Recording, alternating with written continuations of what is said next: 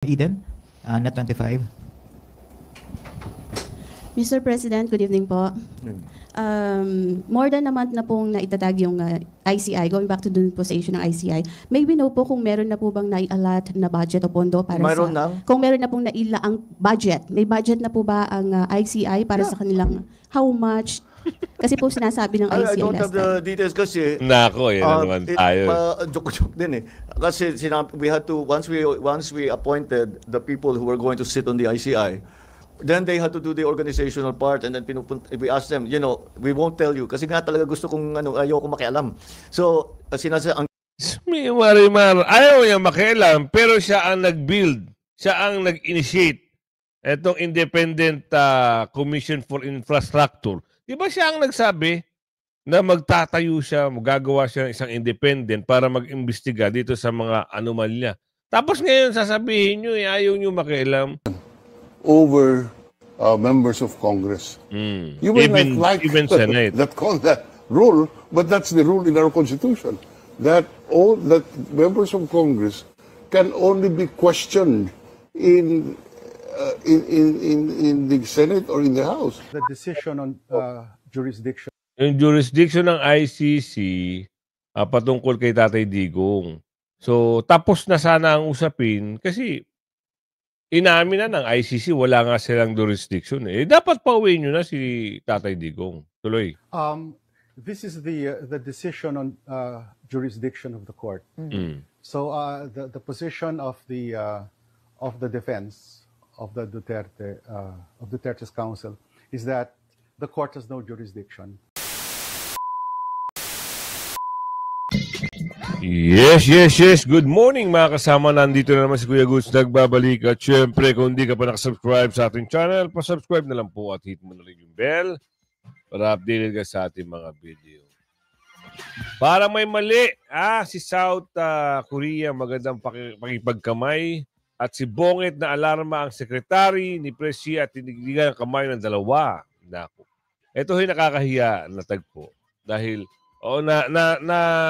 na-vlog na natin ito, na-content na natin ito. Sila ay anti-China, no? At sinisisi lahat sa mga China kung ano man yung ugnayan ni Tatay Digong at ng China. So, mahilig silang bumatikos. Ngayon, sampal ito sa inyo. Nakakahiya kayo. Diba? Ikaw pa mismo lumapit sa presidente ng China para makipagkamay. Agoy. So, ano masasabi ng isang defense secretary na laging bumabatikos sa China? Edi, diba? So, yun mga balita ngayon mga kasama. At sinagot ang iba't ibang issue ng bansa. Alam niyo ho, ang punot dulo ay pagnanakaw. Bakit hindi mo itanong sa pinsan mo? Ipapakulong daw eh. Kailangan daw may managot eh. Sabihin mo yan sa pinsan mo. Bakit ba ayaw na ayaw mong bagitin ang pangalan ng pinsan mo? Nagtatanong lang ho kami. At investment ng Maharlika Investment Corporation sa NGCP, naku, guni-guni. Saan ang guni-guni? Guni-guni? Guni-guni pa rin? Ano ba yun? Hindi natin alam, At talagang duda si Manong talaga. Duda talaga dito sa nangyayaring pero wag na natin ipasok kasi na-i-vlog na natin yun isang araw o kahapon.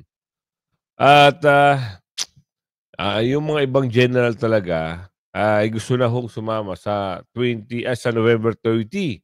Malapit na ho yan. Atres na ho ngayon. 27 days more to go. Ayan na ho, magaganap na ang inaabangan. Ano ba ito? Blockbuster ba ito? Ito yung usapin ngayon. Pasok na natin. Sa naganap na ASEAN Summit, na kung saan formal na nakipag-handshake ang Prime Minister ng South Korea sa presidente ng China na si Xi Jinping. Sa mga sumunod na kaganapan, abay biglang lumapit ang presidente ng Pilipinas sa BBM sa presidente ng China na Agoy. si Xi Jinping na ang buong akala ng mga netizens ay formal ang pakikipag-handshake ni BBM kay Xi Jinping. Babay umakyat ng walang pasabi kaya't biglang naalarma si Chinese Foreign Minister Wang Yi sa kamay ni Bongbong Marcos habang nakipaggamay ito kay Mr. Xi.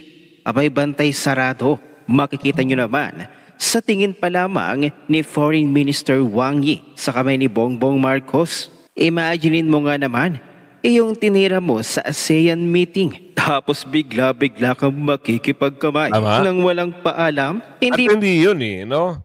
Oo, yung mga nangyayaring sigalot dyan sa West Philippine Sea, siyempre meron ding, siyempre alam din naman presidente ng China yan Diba? Hindi tayo sasabihin pro-China. Hindi tayo anti-China. Ngayon, gagamitin niyo yung utak niyo. Kung kayo ay batikos ng batikos sa mga ginagawa, sa nangyayari, batikos kayo ng batikos sa kabilang bansa, tapos makikita ito. Bumaboses pa nga kayo sabi lagi ng nyo, defense. Diba? Sila. Ngayon, kasi kayo, gayahin nyo na lang yung ginawa ng mga Duterte. Tahimik lang. Hindi naman kayo mananalo Hindi tayo mananalo. Yun ang realidad. So, pag yan ay, halimbawa lang, itong mga kwento lang, nagkaroon ng problema ang dalawang bansa. Ang lapit lang ng West Philippine Sea, ang lapit lang ng China. Isko moron. Karudi. Ang utak naman gamitin, Hihingi kayo ng kakampi, alay sa iba't ibang alay na bansa. Oo, pagbibigyan kayo, pero hindi 100%. Dapat inisip nyo lang yung taong bayan, yung mga Pilipino, kung sakasakaling magkaroon. Tapos ito ihaharap nyo. Di nakakahiya nga naman kasi, ano lumalabas? Sinuka nyo na. Kinain nyo pa. But may mga protocol officers, wala ba kayong mga coordination para tuloy ang dating ng gate crash si BBM Yun. paglapit Yun kay na, President yun na. Xi Jinping na para bang security threat siya? Ang hirap lumapit.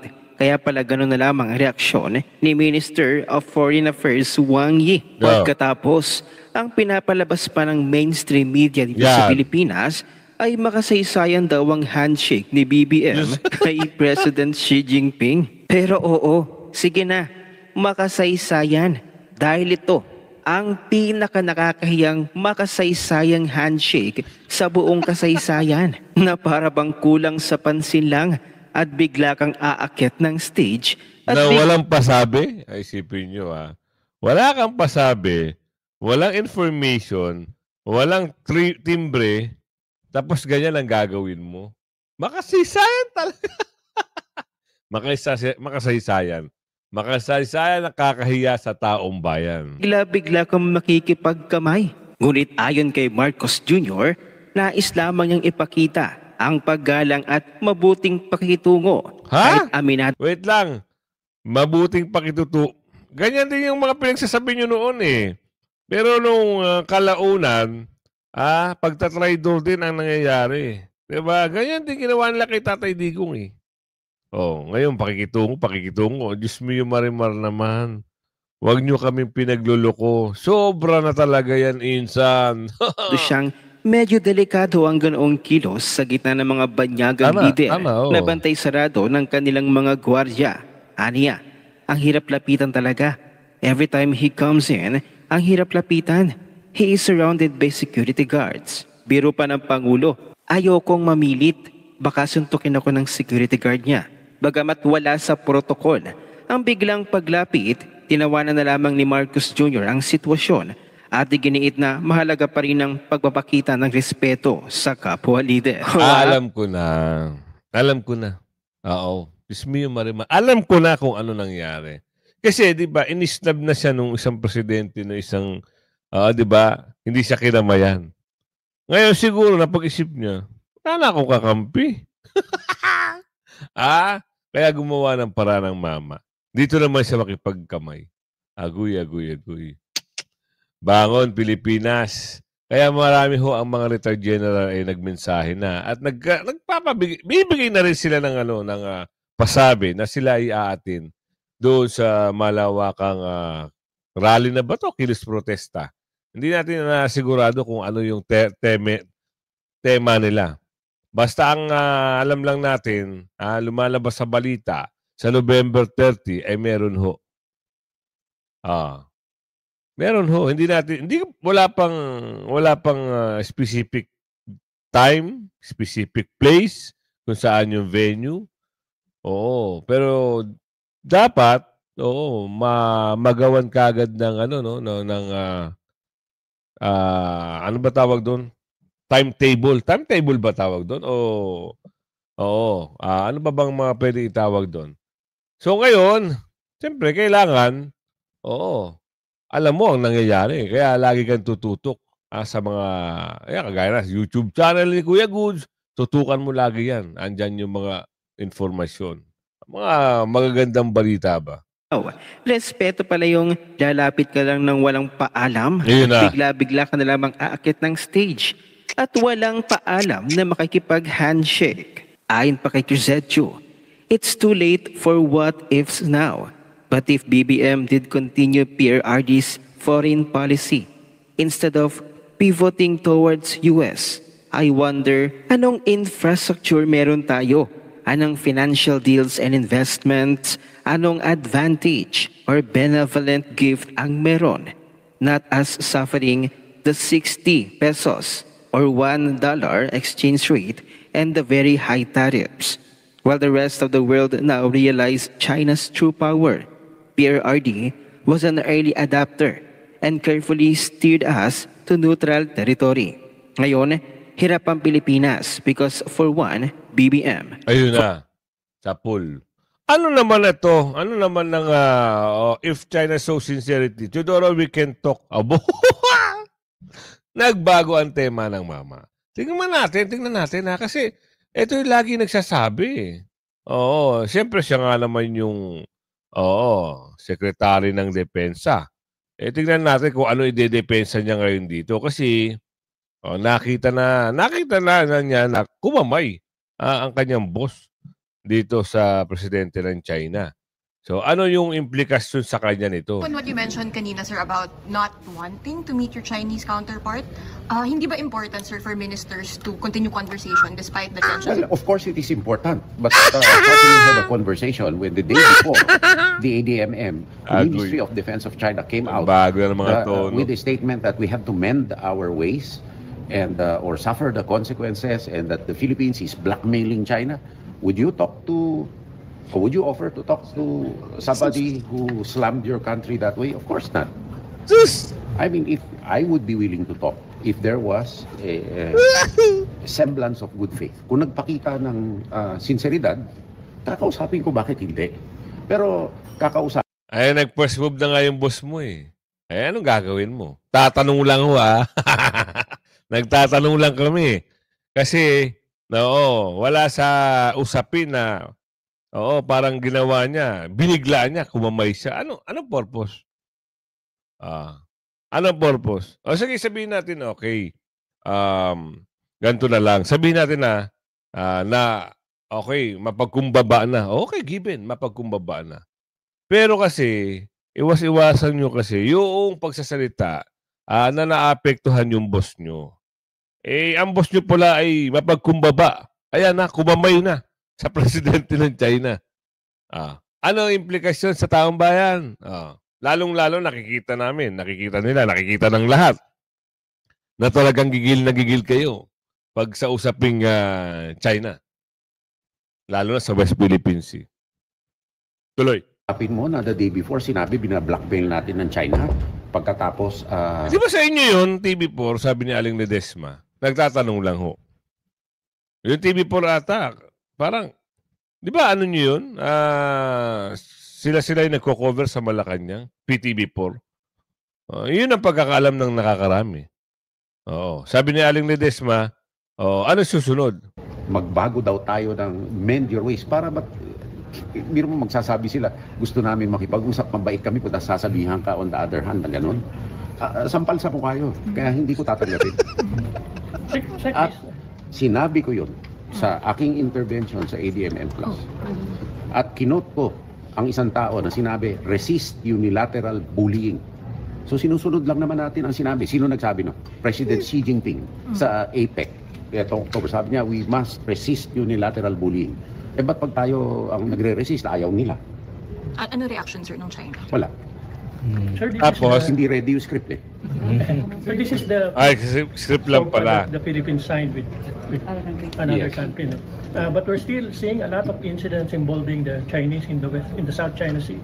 Do you think, are these alliances having an impact on Chinese aggression? Definitely. It has an impact. Because and it serves also to unearth, to put to light what are true intentions of China. It is not Pacific at all. Peace-loving, pagkatapos ganun ang gagawin. Yan ang katunayan na dapat makita ng ating mga tao. Eh bakit nga nakikipagkamay? Nagtatanong lang ho kami. Bakit ganun? Ito lahat ng mga... Lahat na siguro. Sinabi na dito. Sinagot ang iba't ibang issue sa bansa. Ano-ano ba ang dapat yung marinig? At ano-ano ba ang dapat nyong itanong? Kasi sa...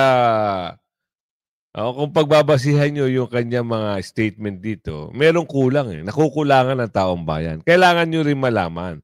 Kailangan yung tapusin ng video na ito para makapag-komento kayo. Pasok. It's not exactly a surprise. The ICI is an entirely new entity that didn't exist before, that we are only now completely defining. So there will be questions as to its legality, its constitutionality, and I'm sure I know that somebody will raise. I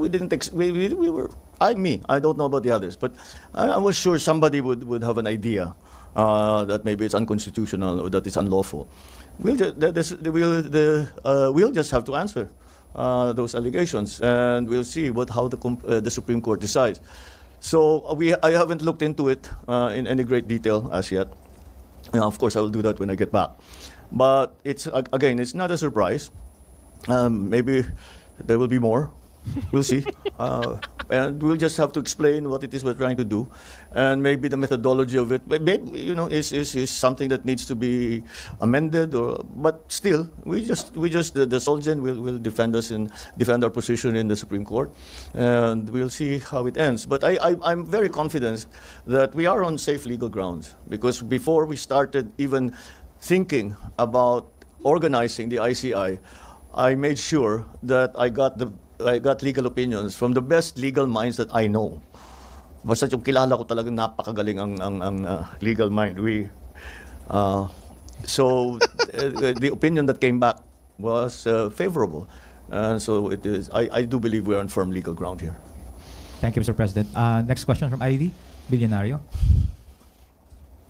Good evening, Mr. President. Another large-scale protest is slated for November 30 on Bonifacio with rights groups convening since October po. And they said it's going to be bigger than September 21st. Is this a cause for concern, sir? Yeah, a cause for? Concern. No. The only concern I have when we have demonstrations for whatever reason is that there are agitators who will go and try to cause trouble. What demonstrator goes to a demonstration with Molotov cocktails that are not intending to cause trouble or to hurt people? Those are the people that we are worried about. And those are the people that we are watching out for. We have a good idea who they are. No. And I hope that they don't, tanggalin na ninyo sa isip ninyo yan. Manggugulo kayo, wala namang mangyayari, may masasaktan lang. Nasasaktan pa yung mga kasama ninyo kung minsan. Yung mga pulis, wala namang kinalaman yung pulis. They're just there to control the crowd. They're not there to hurt anyone. So that's the only thing I worry about. Because we know the reasons for this. The reasons is the outrage for what we have been slowly or not so slowly discovering about some of these projects that were egregious in implementation and shameless in, I don't know what you want to call it, in dishonesty and abuse. So, of course they will, of course that will be a cause for outrage. Siyempre. Those funds are supposed to go to people, to feed people, to make their lives better, and that all disappear because they're buying airplanes and buying big mansions kung saan-saan. It's, you know, sino pinapatungkulan dito? Saldico. Paano naman si Pinsan? Diba? Kasi ang tinuturo dito, si Pinsan. Nakukulangan lang ang Pilipino. Bakit walang patungkol kay Pinsan? Nagtataka rin ang sambayan ng Pilipino bakit si Saldico at yung ibang DE at ibang mga kontraktor.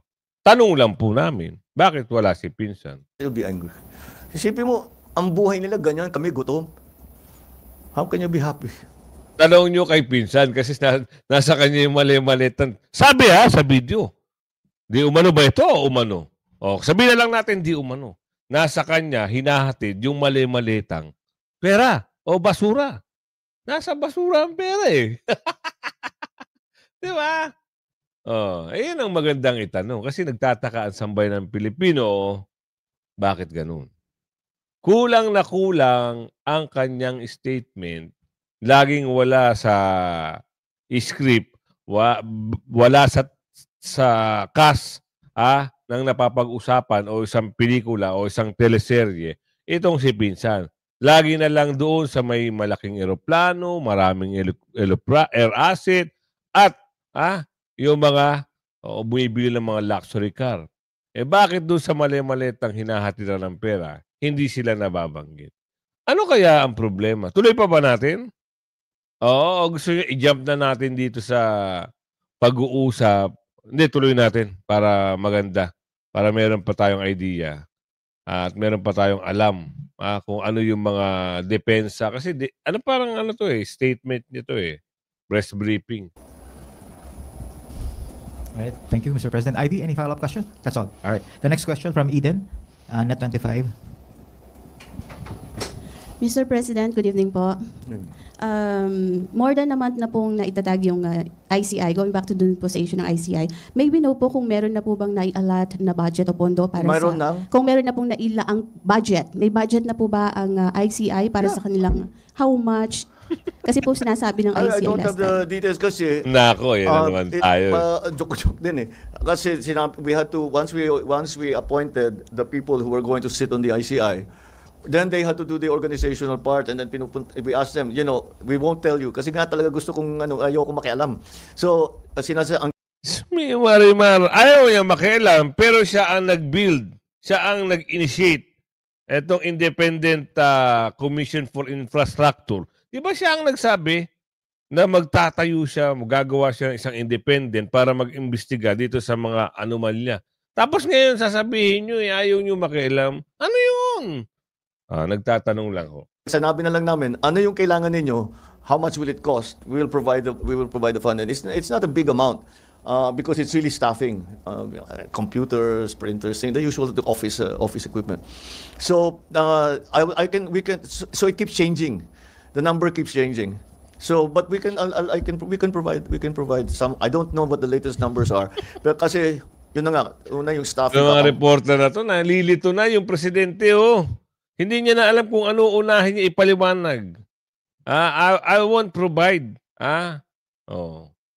Ngayon, ang tanong dito, hanggang kailan itong ICI na ito? Ito kayang by December, bago magpasko, merong makukulong doon sa pinagawang kulungan na bago? Nagtatanong lang ho. At meron po bang magandang, meron bang big fish na merong mapapangalanan o makukulong? At mapapabalik pa ba si Saldico? Nagtatanong lang ho kami. Ilang tapos medyo dumami, then they're trying to create other departments to do the research, to do the investigation, to do the forensic accounting, all of those things. So it's a work in progress. That's the best way I could put it. It's a work in progress. We are again committed to providing whatever funding is necessary, and we can get to you. It's not going to be a final number, but we'll get to you what we've done so far. Pero kailan po talaga na ibigay yung kanilang budget? Kasi kailan po na ibigay sa ICI yung budget nila? Kasi 2 weeks ago pa parang nagsabi na wala silang fund. Wala silang funds doon sa mga gusto nilang gawin. Kasi talaga bago na sabi, we need more of this. Alam mo, galing talaga to ng Net 25 reporter talagang matapang siya kilala si Ate Eden yan Palakpakan! Si Ate Eden laging talagang Pag nagtanong, diretso, walang paligoy-ligoy, walang takot. Oo, kasi pag ikaw itatanungin mo kung ano yung mga bagay-bagay na gusto malaman, yun ang dapat mong tanungin. Oh, ngayon, nalito na ito. Oo, nalito na ho. Hindi niya alam kung anong niya sagot. This that we didn't realize we needed before. So, hindi pa namin napondohan. But, Nako, yun na. Di na huli. Huli sa bibig. Hindi pala napondohan. Wala palang pondo. Umaangal siguro taga-ICI. Kaya siguro, ano ba yan? Papatrabaho, tapos walang pondo. Saklap. I said we're committed to make sure that they can to fund their investigation, to make sure that everything that they want to do with the investigation they can do, that they have all the people that they need, that they can do, but walang pondo. Dito tayo mapunta, kaya nga yung ibang mga ex-military generals, officials, piko na ho at gusto na ng reforma. Meron naman silang sinabi rito na hindi nila panawagan na pabagsakin. Ang gusto lang nila ay reforma. Tama ba? Pakinggan natin dito kung ano yung mensahe rito. Uhaw na raw sa pagbabagong ilang retiradong general, kaya makikilahok na sila sa malawakang protesta kontra korupsyon sa Nobyembre at 30. Live mula sa Caloocan, nangunguna sa balita si News 5 House Correspondent Marian Enriquez. Marian, una sa lahat, saan ba galing ang impormasyong yan at may banta ba ng kudeta?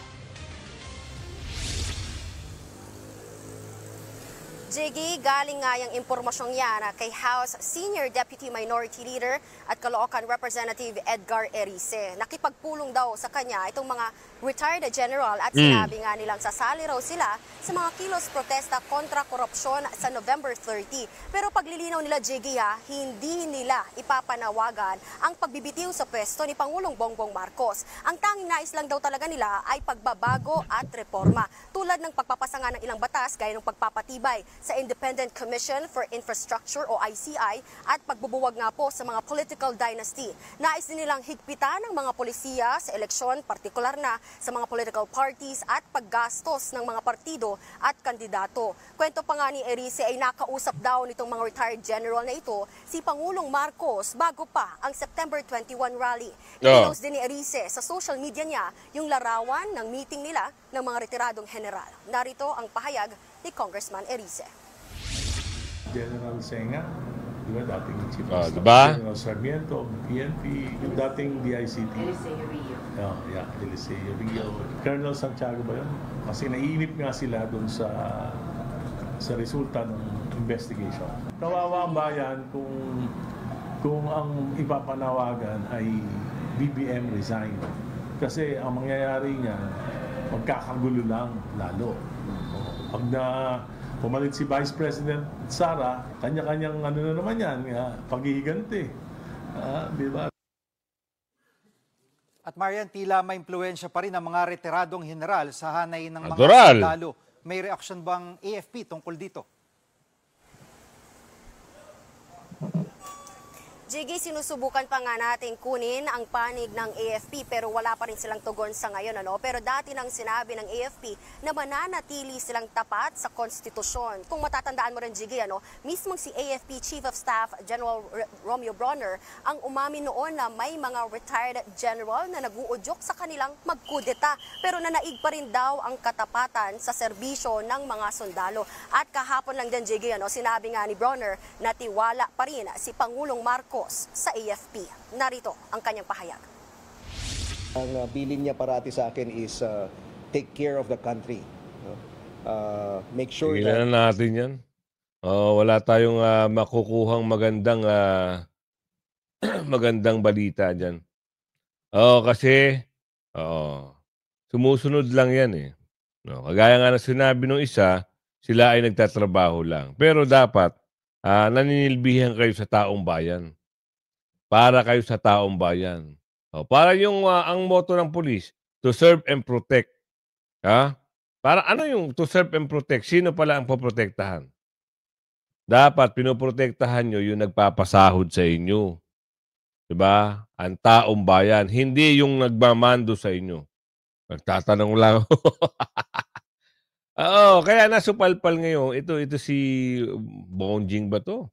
Na wala hong kasi nakikialam, parang nakikita ng taong bayan na nakikialam na to si Bongjing sa Senado at sa Congress. Kaya may sagot dito si Mr. kilala nyo to. Under our Constitution and the Ombudsman Act, the Ombudsman has no jurisdiction over members of Congress. You may not like even Senate. that rule, but that's the rule in our Constitution, that members of Congress can only be questioned in the Senate or in the House. It is very... Kita nyo na yun, Mr. Bongjing, kung nakikinig ka ito nagsalita na si Boy. Wala kang jurisdiction. Siguro pwede kang mag-imbestiga pero hindi mo sila pwedeng i-prosecute.